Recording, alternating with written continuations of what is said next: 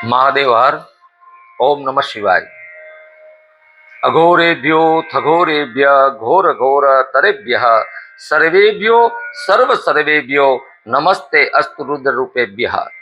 शुक्ल यजुर्वेदनी अंदर अष्टाध्यायी रुद्રની અંદર એક મંત્ર આવે છે કે એમાં એમ કહ્યું કે અઘોરેભ્યો થઘોરેભ્ય ઘોર ઘોર તરેભ્ય।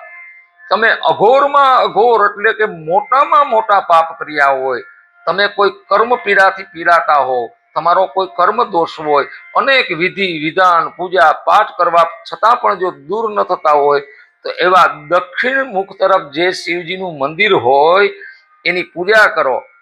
અઘોર સ્વરૂપ શિવ કહેવાય એને। તો તમારા ગમે એવા મહાપાપ હોય એ પણ નાશ થઈ જશે અને તમને દરેક પ્રકારની સુખ શાંતિ અને સમૃદ્ધિની પ્રાપ્તિ થશે।